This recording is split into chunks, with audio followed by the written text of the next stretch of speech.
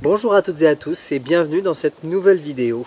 Hier je vous ai parlé de l'outil qui s'appelle Timeboxing et qui permet de délimiter le temps de travail et de préciser les activités. Qu'est-ce qui fait que vos enfants sont facilement découragés? L'objectif, c'est de vous donner à travers cette explication-là des outils pour le défi qui est le vôtre aujourd'hui dans cette scolarisation à la maison, de manière à ce que vous ne rencontriez pas d'obstacles pour les mettre au travail, pour les motiver. Je suis coach pédagogique, j'interviens dans des écoles pour la transformation d'écoles et j'observe des cours où pendant 2 heures, les élèves se voient nourris, gavés d'activités, fiche après fiche. Tu vas un peu fort quand même, Guillaume, là, non? Non, je ne crois pas que j'y aille particulièrement fort. Mais mon but n'est pas d'y aller fort. Mon but n'est pas de critiquer. Que font les élèves? Eh bien, ils font des activités, ils font des exercices, ils font des fiches. Voilà l'activité, l'occupation plutôt principale des élèves dans des classes. L'objectif, quand les élèves sont en classe, c'est qu'ils fassent des exercices. Bien évidemment que pour le prof, ce n'est pas l'objectif. Bien évidemment que l'enseignant, moi j'ai moi-même été enseignant, l'enseignant, quel qu'il soit, s'il fait bien son travail, il définit à l'avance des objectifs très précis au regard du programme. Mais pour l'élève, si on change de point de vue, eh bien généralement pour l'élève, tout ce qu'il doit faire se résume à des activités, à des exercices ou à des fiches. L'élève généralement ne voit pas le sens, ne connaît pas bien souvent l'objectif que le prof s'est donné. Donc en fait, en classe, l'élève s'assoit, écoute le professeur et ensuite fait les exercices qui lui sont demandés. Oui, puis il faut reconnaître que je n'ai pas toujours envie de les faire, ces exercices. C'est juste pour faire plaisir aux profs ou aux parents. Alors, que faut-il faire pour éviter les conséquences de ce fonctionnement et que faut-il faire d'autre? Que peut-on faire autrement? Ce que je vous propose, c'est de renverser la vapeur, de renverser le fonctionnement. Privilégier cette dynamique où l'enfant va utiliser les exercices comme un support pour acquérir une compétence. Il est nécessaire de le rendre acteur de ses apprentissages. Dans le cadre de l'école à la maison, ce que vous pouvez mettre en place, c'est un outil que j'appelle la carte d'efficacité. Votre enfant reçoit un certain nombre d'exercices à faire sur son cahier de texte numérique, des fiches, des références d'exercices avec des pages. L'idée, c'est de définir l'objectif précis qu'il y a derrière les exercices à faire. En fait, ça veut dire qu'à partir des exercices donnés par les professeurs, nous allons aider notre enfant à définir un objectif précis. C'est-à-dire que tout d'un coup, je deviens acteur. Et cette carte efficacité, c'est une feuille qui va s'intituler réellement la carte efficacité et sur laquelle, avant de noter quoi que ce soit à faire en termes d'exercice, nous allons définir l'objectif que se donne l'enfant, c'est-à-dire la compétence qu'il va acquérir à l'aide des exercices qu'il va faire, des fiches qu'il va faire, des activités qui lui sont proposées par le ou les enseignants.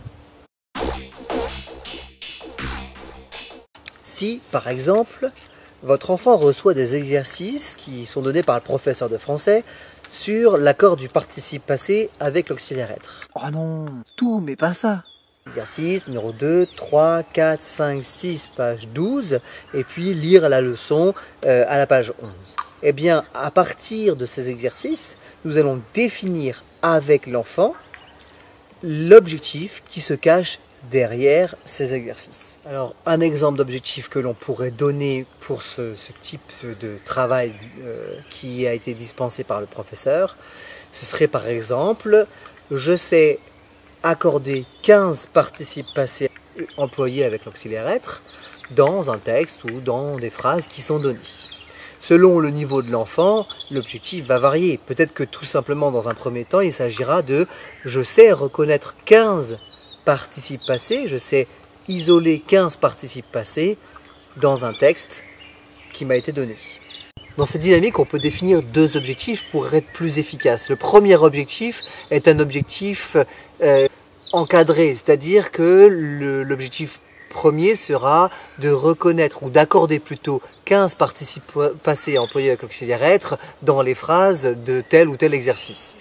Le deuxième objectif, ce sera d'utiliser le participe passé, 15 participes passés correctement dans un travail d'écriture libre, par exemple. Et il suffit de donner à votre enfant un petit sujet d'écriture dans lequel il doit raconter un événement qui lui est arrivé en utilisant le participe passé. Et voilà que vous avez donc sur votre carte efficacité, en premier lieu, indiqué le titre. Le titre, ça peut être le thème, et puis en dessous, il y a l'objectif spécifique. Il peut y en avoir donc deux, comme je vous le disais. Mais dans un premier temps, je vous conseille d'en avoir un seul, un objectif précis. Et vous voyez que dans la partie qu'il y aura en dessous, la ligne en dessous, la colonne en dessous, la cellule en tout cas en dessous l'objectif, va se retrouver d'indiquer les exercices qu'il y a à faire. Mais attention, j'insiste sur un point, c'est qu'il ne faudrait pas limiter cette case-là aux exercices qui ont été donnés. Peut-être que votre enfant aura besoin de faire que 3 exercices sur 6 pour pouvoir atteindre son objectif. Eh bien enfin voilà quelqu'un qui me comprend, j'ai pas besoin de faire tous les exercices pour pouvoir montrer que j'ai compris. Peut-être que votre enfant aura besoin de plus. Peut-être que votre enfant va s'intéresser particulièrement à cette compétence et il va avoir envie d'aller chercher une vidéo. Et vous êtes là pour dire à votre enfant, ben voilà l'objectif. On peut le définir d'ailleurs ensemble, les exercices que le prof t'a donné, mais tu as aussi Internet. Tiens, j'ai vu qu'il y a tel site qui a mis en ligne des vidéos gratuites.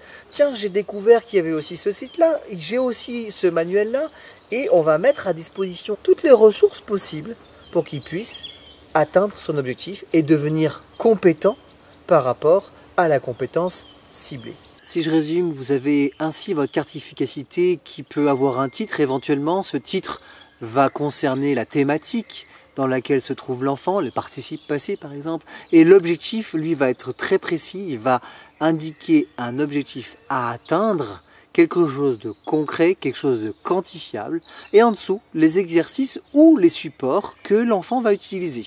Ces supports ne sont pas prédéfinis, il peut y avoir une partie dans ces supports-là qui sont prédéfinis, ce sont ceux que l'enseignant a donnés. Donc on peut lister les exercices que l'enfant peut faire pour pouvoir développer cette compétence, atteindre l'objectif. Et puis une case à côté de libre où l'enfant va noter ce qu'il aura fait, les autres supports auxquels il aura fait référence ou qu'il aura étudié pour pouvoir atteindre son objectif. Vous pouvez avoir une dernière colonne dans cette carte efficacité, c'est le timeboxing.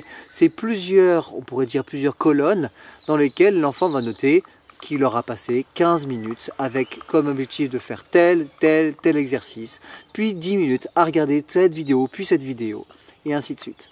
Cette carte efficacité, il ne s'agit pas d'avoir un modèle qui soit figé. Cette carte efficacité peut évoluer avec le temps. L'idée, c'est de la faire de manière personnalisée, que l'enfant puisse se l'approprier pour avoir un véritable outil de travail. Sachez que l'outil que je viens de vous partager, c'est un outil fondamental dans ce que nous appelons l'école transformée, une école qui fonctionne différemment, une école où l'élève est acteur, et je me réjouis de partager avec vous, parents, cet outil-là pour vos enfants dans la situation si particulière que vous vivez. Pensez à liker simplement en cliquant sur le pouce vers le haut, juste en dessous de cette vidéo, si vous la trouvez intéressante, si vous pensez qu'elle peut servir à quelqu'un. N'hésitez pas à vous abonner, à cliquer sur la cloche pour recevoir l'information qu'une vidéo a été publiée. Et puis n'hésitez pas évidemment à diffuser cette vidéo autour de vous. Je me réjouis de continuer de vous retrouver demain pour une nouvelle vidéo, pour de nouvelles aventures. Et je vous souhaite un bon courage, vous faites un super boulot.